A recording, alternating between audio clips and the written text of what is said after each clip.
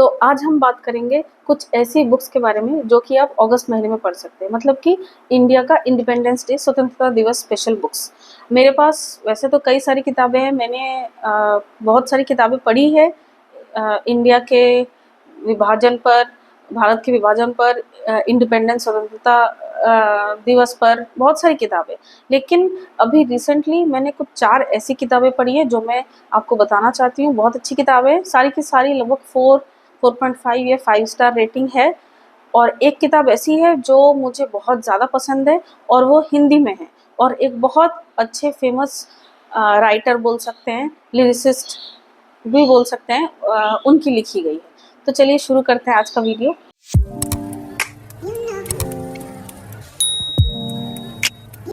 Hello and welcome to my channel. जैसा कि मैं आप सबको बता चुकी हूँ कि आज हम बात करेंगे इंडिपेंडेंस डे स्पेशल बुक्स पे, मतलब वो बुक्स जो आप अगस्त महीने में पढ़ सकते हैं। कुछ किताबें उसमें, एक्चुअली ज़्यादातर किताबें इंग्लिश में ही है। एक किताब है जो मेरे दिल के बहुत करीब है, जो मुझे बहुत ज़्यादा पसंद है, एक बहुत फेमस ऑथर ने लिखी है। हाँ, वो किताब है। अभी फ़िलहाल तो मेरे पास 4 बुक्स हैं। इसके पहले भी मैंने कई सारी किताबें पढ़ी हैं इंडिया के इंडिपेंडेंस पर, इंडिया पाकिस्तान के डिवीज़न पर वो सारा हार्ड कॉपी या सॉफ्ट कॉपी मेरे पास अभी तो नहीं है। जो सबसे पहली बुक है जो मैं हर किसी को बोलती हूँ पढ़ने के लिए, वो है train to Pakistan by Khushwant Singh. वो बुक मैंने शायद स्कूल टाइम में पढ़ी होगी, 11th या 12th में, अभी याद नहीं है। उससे पहले मैं सिर्फ थ्रिलर बुक्स पढ़ती थी, अगाथा क्रिस्टी की, मर्डर मिस्ट्री की, क्योंकि मज़ा आता था। लेकिन ट्रेन टू पाकिस्तान पहली सीरियस बुक थी जो मैंने शायद स्कूल के लाइब्रेरी से ली थी, बोरो की थी। वो पढ़ के मुझे और इंटरेस्ट जागा।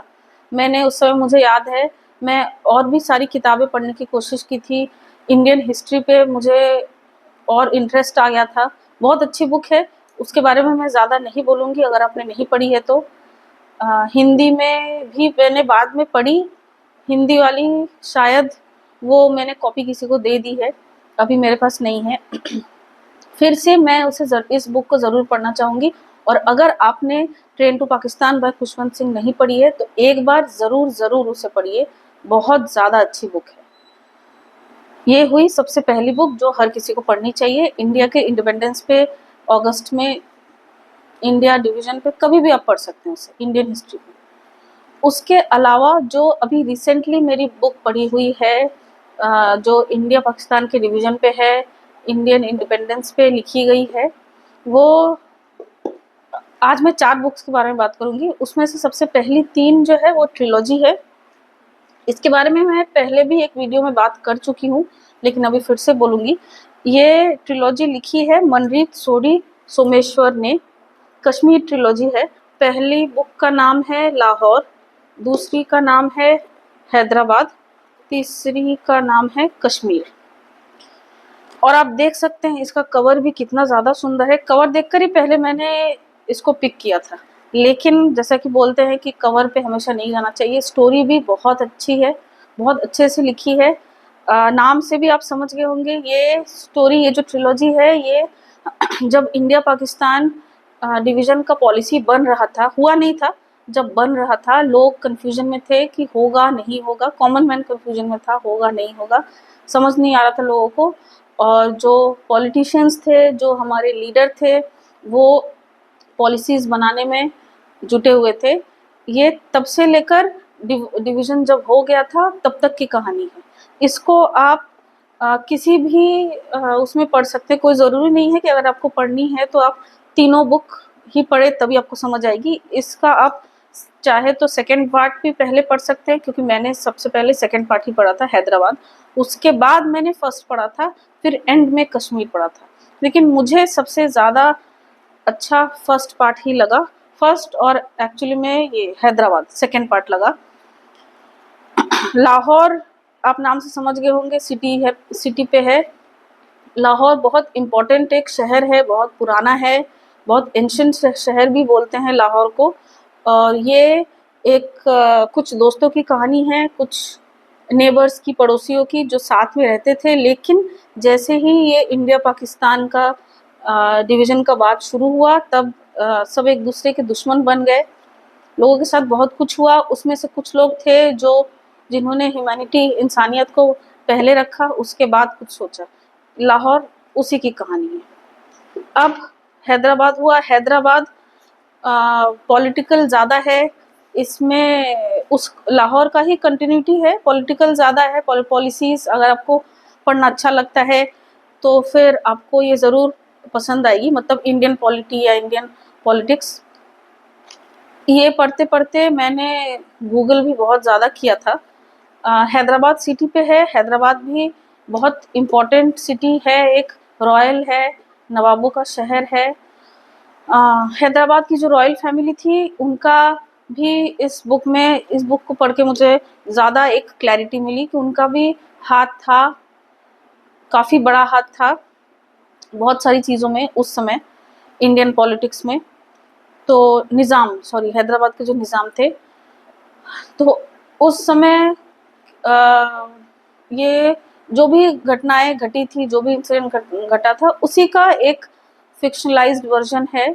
जो फैक्ट्स है, जो हिस्टोरिकल फैक्ट्स है, वो बहुत ज़्यादा अच्छे से रिसर्च किया हुआ है, इसीलिए बुक बहुत अच्छी है। इसीलिए ये बुक मुझे ज़्यादा अच्छी लगी। लाहौर में आपको इमोशन ज़्यादा दिखेंगे, हैदराबाद में इस वाले बुक में आपको पॉलिसीज़, पॉलिटिक्स के बारे में ज़्यादा डिस्क्रिप्शन मिलेगा।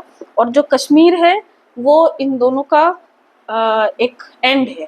तो इसमें इमोशंस भी है, पॉलिसीज़, पॉलिटिक्स का भी डिस्कशन है, लेकिन क्योंकि पहले दो पढ़ के मुझे एक स्टैंडर्ड सेट हो गया था, इसलिए मुझे कश्मीर उतनी नहीं पसंद आई जितना लाहौर और हैदराबाद पसंद आया था।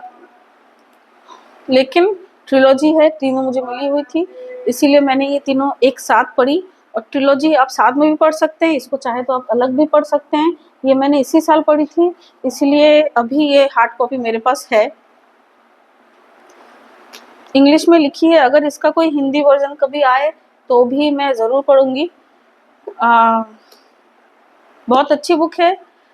इसको आप अलग अलग भी ऑर्डर कर सकते हैं, अगर आप चाहे तो अलग अलग भी पढ़ सकते हैं, नहीं तो साथ में भी पढ़ सकते हैं। इसका शायद ई बुक भी अमेजन में आ गया है शायद। हार्पर कॉलिंस पब्लिशर का है और अमेजन से ऑर्डर की हुई थी। ये हुआ पहला 3 बुक ट्रिलॉजी, जो कि मेरा रिकमेंडेशन है इस साल का। और जो मैं 4-5 साल से पढ़ रही हूँ, इसको मैं थोड़ा थोड़ा करके बहुत बार पढ़ चुकी हूँ, बहुत बार। ये हिंदी की बुक है। ये इंडिया पाकिस्तान के डिवीज़न पे जब हो रहा था, वो वाली थी, जब होने वाला था से लेकर जब हो चुका था। और ये बुक है जो मैं अभी बात करूँगी, वो जब हो रहा था तब की है, वो बुक है। ये मेरी बहुत फेवरेट बुक है। ये है 2 लोग, हिंदी की बुक है, गुलजार की लिखी हुई है। अब गुलजार की लिखी हुई है तो आप समझ सकते हैं इसमें हिंदी, बहुत अच्छी हिंदी लिखी गई है। और इंग्लिश में पढ़ के शायद वो इमोशन मुझे समझ नहीं आता।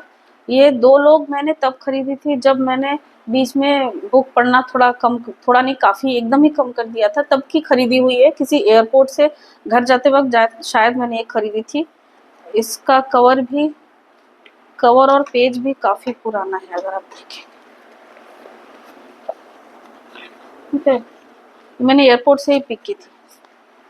2 लोग, जब मैंने ये खरीदी थी, मैंने इसका बुक ब्लर्ब या जिसको कहते हैं बुक रिव्यू कुछ नहीं पढ़ा था, बस गुलजार की लिखी हुई थी, मुझे पतली लगी, इसीलिए मैंने फ्लाइट में पढ़ने के लिए, एयरपोर्ट में बैठ के पढ़ने के लिए खरीद ली थी। लेकिन जब मैंने शुरू किया तब मुझे पता चला ये इंडिया पाकिस्तान के डिवीज़न पर है। वहाँ के गाँव कुछ लोग मिलके सोचते हैं, कॉमन मैन सोचता है कि होगा नहीं होगा, ऐसे कैसे होगा, सदियों से, सेंचुरी से, जब से बना है भारतवर्ष, तब से हम लोग सब साथ रह रहे हैं, ऐसे कैसे अलग हो जाएंगे।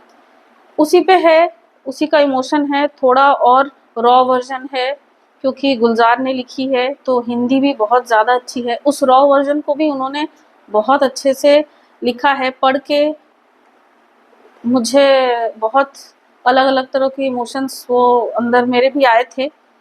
इसका जो कवर है वो भी बहुत अच्छा है। 2 लोग मतलब इंडिया पाकिस्तान।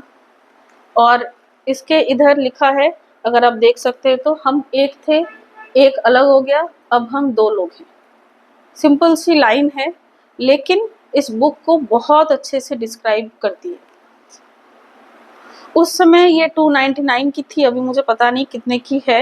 ये ई बुक भी अवेलेबल है, इसमें लिखी है, ज़्यादा पेजेस नहीं है इसमें, टोटल मिलाकर 170 पेजेस हैं।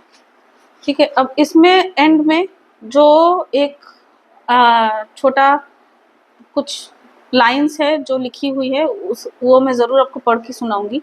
ये वाली लाइन, पैंदे लंबे ने लकीरा दे, उम्रा दे हिसाब मुक गए, टूटे लब्हे तकदीरा दे, किस्से लंबे ने लकीरा दे। जब तक आप ये बुक नहीं पढ़ेंगे तब तक इस बुक से जुड़ी हुई इमोशन शायद आपको नहीं समझ आएगी।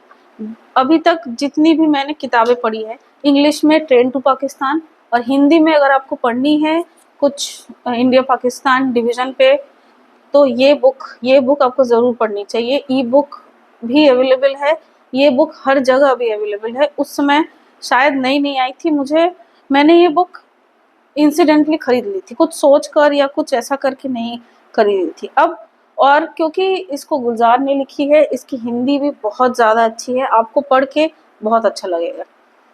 तो ये अगर 5 स्टार रेटिंग की जगह 10 स्टार रेटिंग होता तो इस बुक को मैं 10-20 सब स्टार रेटिंग दूंगी। ये हुई मेरी all time favourite book, India Pakistan के डिवीज़न पे अगस्त महीना का स्पेशल बुक। ठीक, ये 4 बुक्स तो थी अगस्त में पढ़ने के लिए। इसके अलावा अगस्त में एक और कुछ फेस्टिवल बोल सकते हैं मनाया जाता है, वो है women in translation month. Women in translation month कई साल पहले किसी शायद इन्फ्लुएंसर ने, किसी ब्लॉगर ने, मुझे याद नहीं है, मैंने 4-5 दिन पहले पढ़ा था, किसी लेडी ने शुरू किया था उन विमेन ऑथर्स के लिए जो कि इंग्लिश में ओरिजिनली नहीं लिखती हैं, लेकिन उनकी बुक इंग्लिश में ट्रांसलेट की गई है और उनको और बूस्ट देने के लिए और फेमस, ताकि उनकी किताबें और लोगों तक पहुँचे, इसलिए। तो विमेन इन ट्रांसलेशन मंथ बहुत सालों से मनाया है, तो उसका रिकमेंडेशन वैसे मैं ज़्यादातर मेरी बुक शेल्फ में जो किताबें हैं वो किसी न किसी तरह विमेन सेंट्रिक होती है, या तो विमेन ऑथर होती है या तो उसकी जो मेन कैरेक्टर होती है वो फीमेल होती है। जानबूझ के नहीं पिक करती हूँ, बस ज़्यादातर मेरी नज़रें उसी टाइप की बुक में जाती है। तो 2 ऐसी रिकमेंडेशन जो मेरी फेवरेट बुक है विमेन इन ट्रांसलेशन पे, वो मैं रिकमेंड करना चाहती हूँ। इंग्लिश की बुक है, ये है ये बुक। एक तो है कन्फेशंस, जो मैंने इस साल जनवरी में, सबसे पहली बुक यही है। ये लिखा है कानाई मिनातो ने। इस पे मूवी बनी है कि नहीं ये नहीं पता, लेकिन अगर मूवी बनेगी तो बहुत अच्छी बुक है ये। मूवी बनेगी तो शायद मूवी भी इसकी बहुत हिट जाएगी। ये एक साइकोलॉजिकल थ्रिलर बुक है। इसमें आपको ये जो स्टोरी है, इसमें आपको पहले से पता होता है कि खून किसका हुआ है और कैसे किया है, किसने किया है। लेकिन एक स्कूल होता है, स्कूल में टीचर की बच्ची उसी स्कूल में, जो बहुत छोटी होती है, उसी स्कूल में पढ़ती है। कुछ ऐसा होता है कि उस स्कूल के कुछ बच्चे उस टीचर की बच्ची को मार देते हैं। उस टीचर को पता चल जाता है बाद में कि क्यों हुआ है, कैसे उस बच्ची को मारा है। अब वो टीचर उन बच्चों से बदला लेती है, कैसे लेती है, क्या लेती है, उसी की बुक है ये कन्फेशंस। जैसी कवर है उससे ज़्यादा थ्रिलिंग ये स्टोरी है, साइकोलॉजिकल थ्रिलर है। अगर आपको बहुत डार्क साइकोलॉजी नहीं पसंद है तो आप इस बुक को अवॉइड ही करें। इसकी भी स्टोरी बहुत ज़्यादा खींची हुई नहीं है, सिर्फ 200 हाँ सिर्फ 200-300 पेजेस है, 234 पेजेस हैं।